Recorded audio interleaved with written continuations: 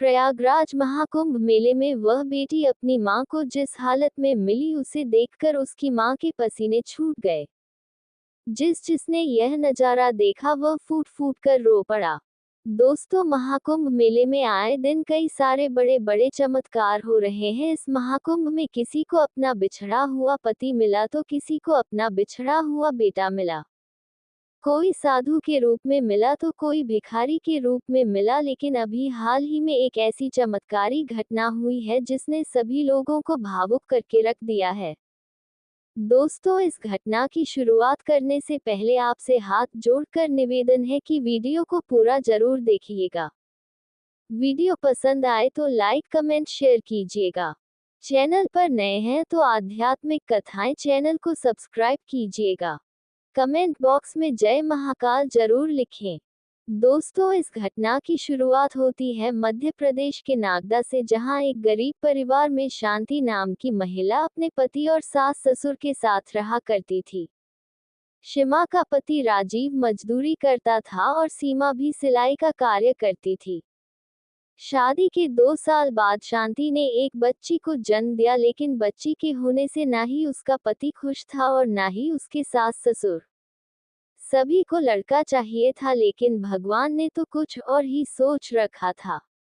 धीरे धीरे समय आगे बढ़ रहा था। सीमा का पति राजीव और उसके सास ससुर बेटे की उम्मीद लगाकर रख रहे थे। सीमा को कहते कि बेटी तो हो गई, लेकिन अब बेटे की भी तैयारी कर लो। सीमा की बेटी अभी केवल 5 महीने की थी और सीमा के पेट में वापस से एक संतान पनप रही थी। वह वापस से गर्भवती हो चुकी थी। उसके साथ थी ससुर और पति बेटे को उम्मीद लगा रहे थे और कह रहे थे कि इस बार तो बेटा ही होना चाहिए।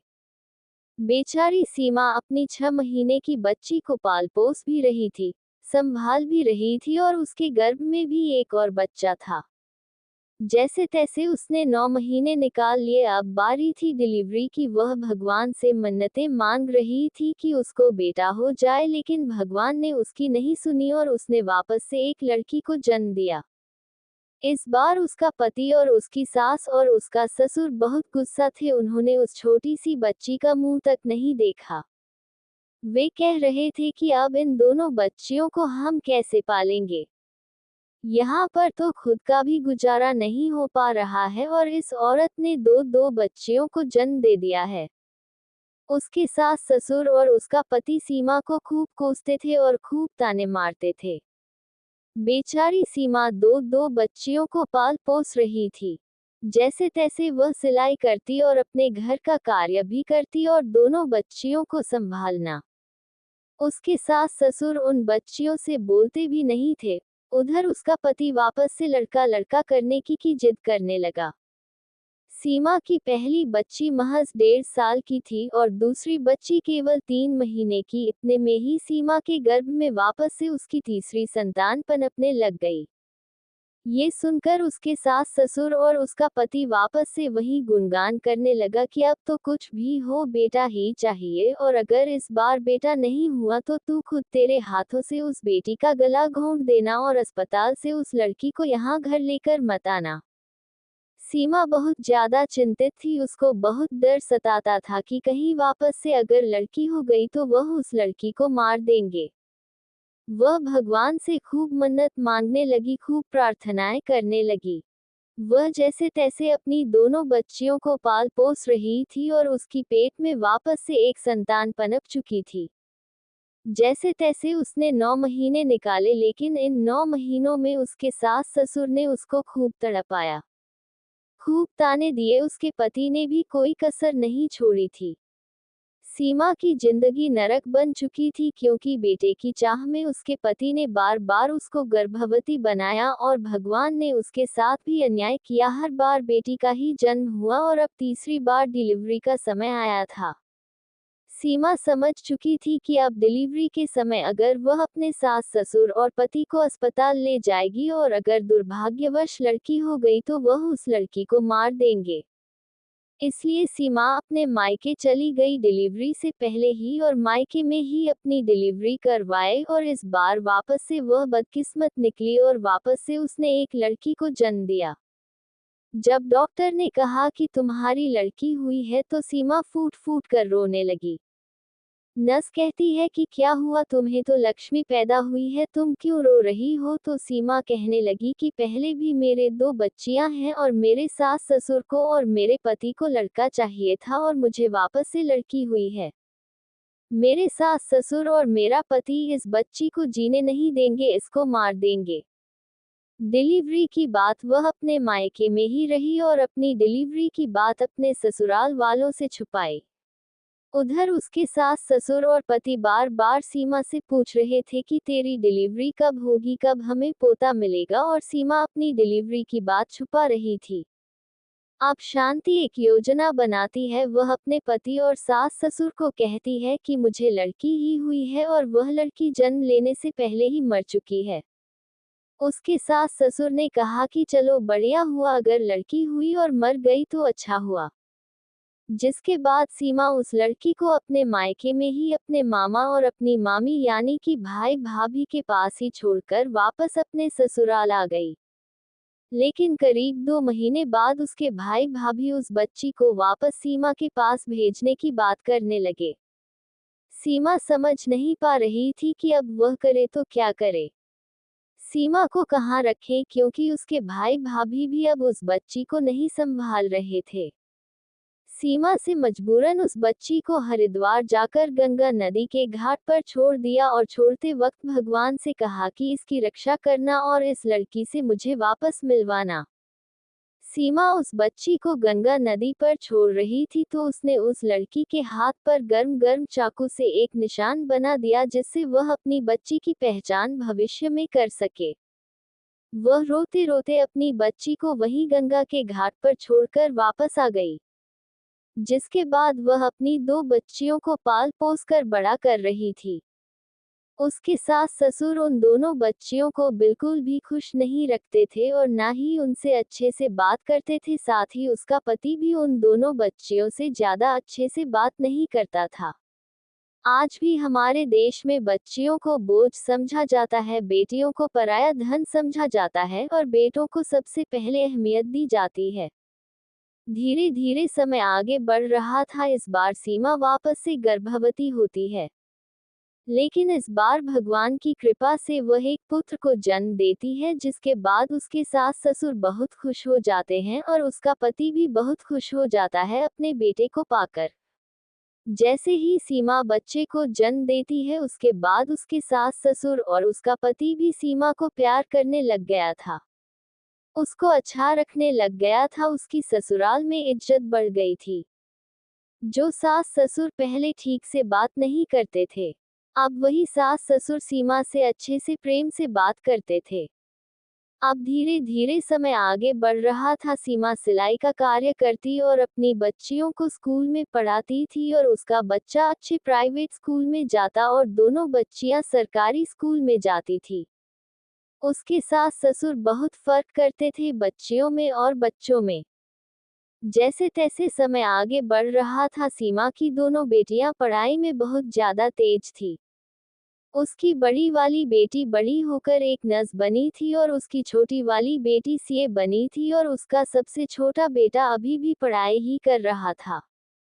सीमा अभी भी अपनी तीसरी बच्ची को याद किया करती थी।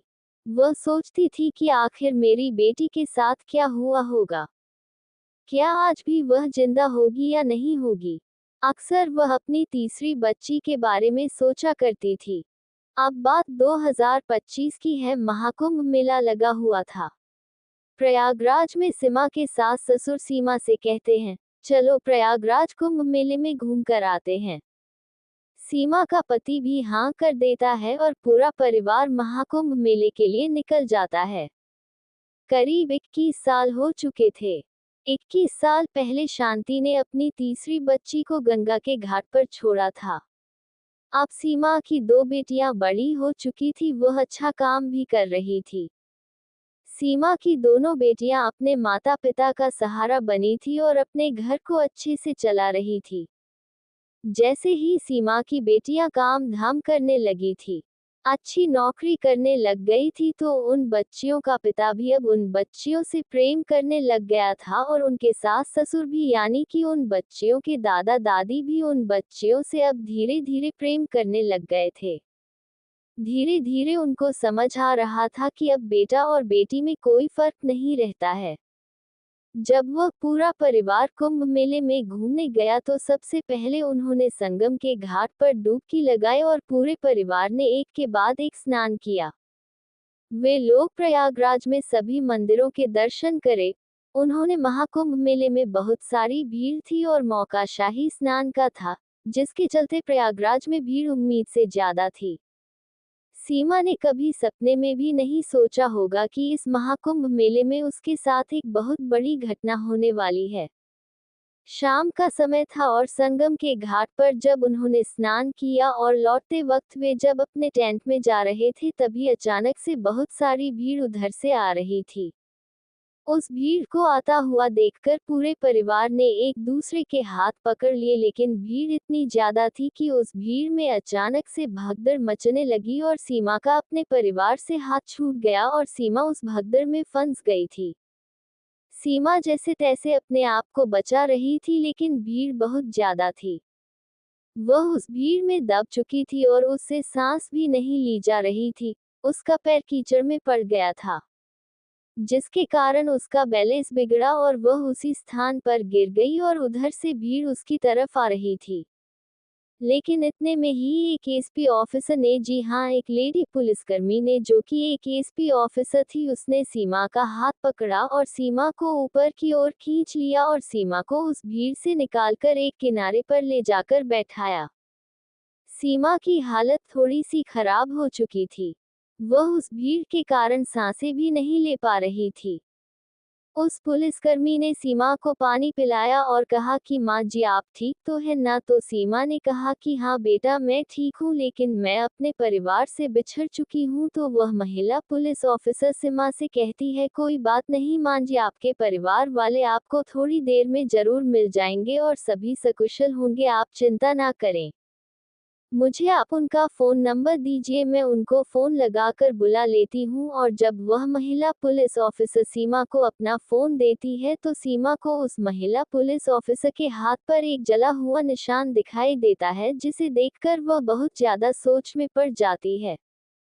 वह उस महिला पुलिस ऑफिसर को कहती है कि तुम्हारे हाथ पर यह निशान कैसा है? तो वह महिला पुलिस ऑफिसर सीमा को कहती है कि यह निशान तो मेरे जन्म से है, मैं जब से पैदा हुई हूँ ये निशान मेरे हाथों में ही था। तो सीमा कहती है, तुम्हारा नाम क्या है? तो वह महिला पुलिस ऑफिसर कहती है कि मेरा नाम सुप्रिया है और मैं एक एसपी ऑफिसर हूँ। तो सीमा कहती है, बेटा तुम कहाँ रहती थी? तो सुप्रिया कहती है कि मैं दिल्ली की रहने वाली हूँ और मैं प्रयागराज महाकुंभ मेले में ड्यूटी कर रही हूँ। तो सीमा कहती है, बेटा तुम मेरी बच्ची हो? तो सुप्रिया कहती है, तुम ये कैसी बातें कर रहे हो, मैं तुम्हारी बच्ची नहीं हूँ। तो सीमा कहती है, नहीं तुम मेरी बेटी हो, मैंने तुम्हें 6 महीने की उम्र में गंगा नदी के घाट पर छोड़ दिया था।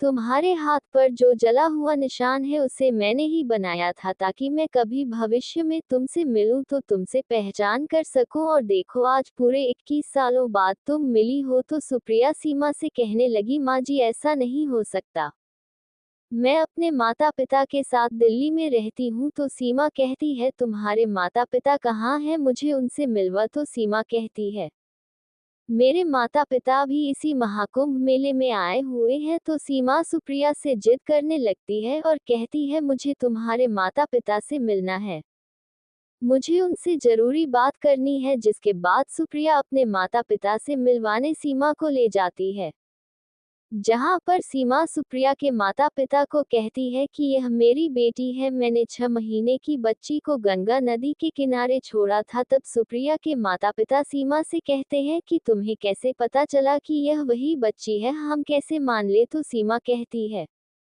उसके हाथ पर जो निशान है वह मैंने ही चाकू गर्म करके जलाया था, ताकि जब भविष्य में यह मुझे मिले तो मैं इसकी पहचान कर सकूं। मुझे बताएं कि क्या ये वही सुप्रिया है, क्या यही मेरी बेटी है। तो सुप्रिया कहती है जी हाँ, यह वही बेटी है। जैसे ही यह बात सुप्रिया अपने माता पिता के मुंह से सुनती है वह चौंक जाती है, जिसके बाद सुप्रिया के माता पिता कहते हैं कि हम जब हरिद्वार गए हुए थे तब हमें ये बच्ची वहां गंगा के घाट पर रह रही थी, एक टोकरी में मिली जो बहुत रो रही थी। हमारी शादी के कई साल हो चुके थे लेकिन हमें संतान नहीं हुई थी। इसके बाद हमने वहां पर बहुत लोगों से पूछा लेकिन ये बच्ची किसी की भी नहीं थी।